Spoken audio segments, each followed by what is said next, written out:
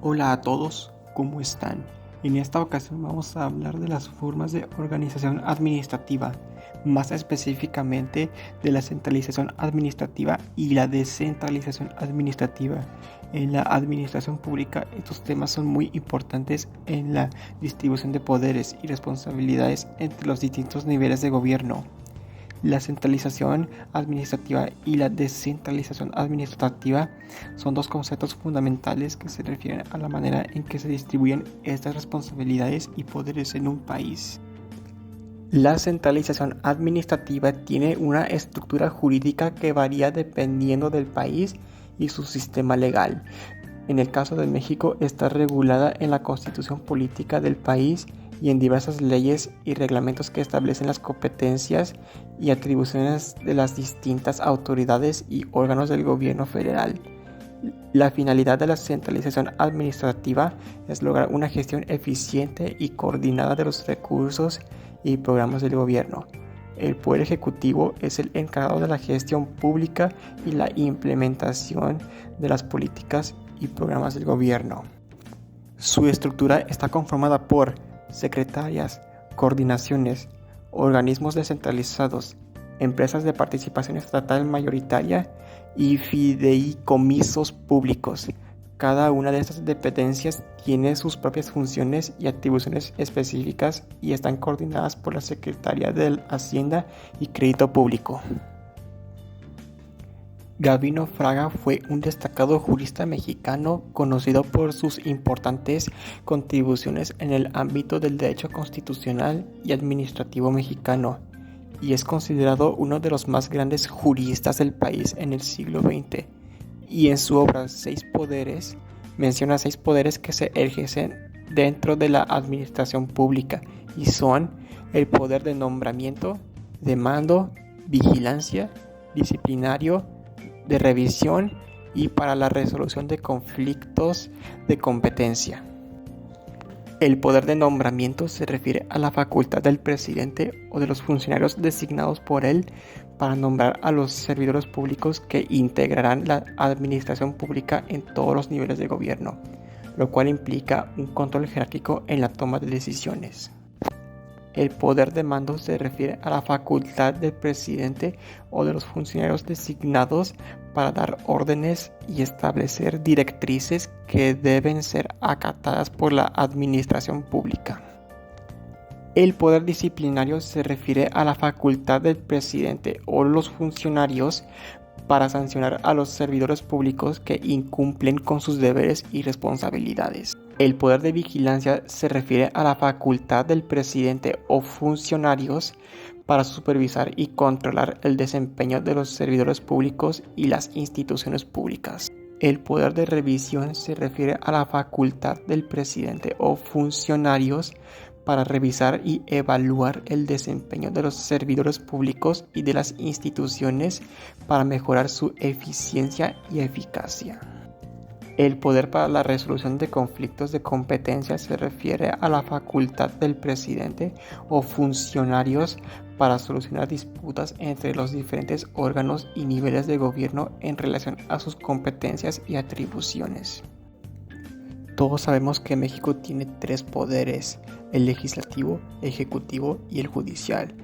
Aunque los 3 tienen su función en la centralización administrativa, la que tiene el poder ejecutivo es la más importante, porque tiene a su cargo la gestión y ejecución de las políticas públicas del gobierno, así como la coordinación de las distintas dependencias y órganos del gobierno para lograr una gestión eficiente y coordinada de los recursos y programas del Estado.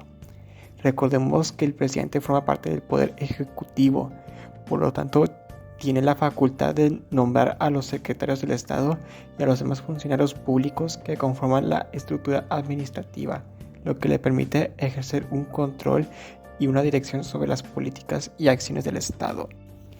El presidente de la República ejerce su autoridad por medio de reglamentos, decretos, acuerdos y órdenes. Al ser el presidente el titular del poder ejecutivo, este tiene 2 funciones básicas que debe cumplir: la función política y administrativa. Si anteriormente te has preguntado de qué secretarios estaba hablando hace un momento, estos son los secretarios del Estado. Estos son los funcionarios de más alto rango en la estructura del Poder Ejecutivo en México. Son nombrados directamente por el presidente de la República y se encargan de encabezar las diferentes dependencias y secretarías que conforman el gobierno federal, como la Secretaría de Gobernación, Defensa Nacional, Relaciones Exteriores, entre otras. La centralización se ejerce desde la Ciudad de México, anteriormente llamada Distrito Federal. Es la capital del país y en esta se encuentran las principales dependencias del gobierno federal, como las secretarías de Estado y los organismos descentralizados. Aquí se encuentran muchas cosas como la administración pública, el presidente y la hacienda pública. El siguiente tema que me gustaría abordar es el de la descentralización administrativa. Este proceso consiste en una transferencia de funciones, competencias y recursos desde el gobierno central hacia los gobiernos regionales o locales, con el objetivo de mejorar la eficiencia, eficacia y cercanía en la prestación de servicios públicos. Teniendo esto en cuenta, podemos hablar de tres formas de descentralización: por región, por servicio y por colaboración. En México, la descentralización se estableció en la Constitución Política de los Estados Unidos Mexicanos en el año 1983 y se ha implementado en diferentes ámbitos, como el político, económico, social y el ambiental.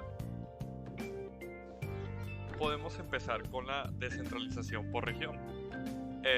Esta consiste en la transferencia de competencias y recursos desde el gobierno central hacia los gobiernos regionales o departamentales, con el objetivo de mejorar la gestión pública en las diferentes zonas del país.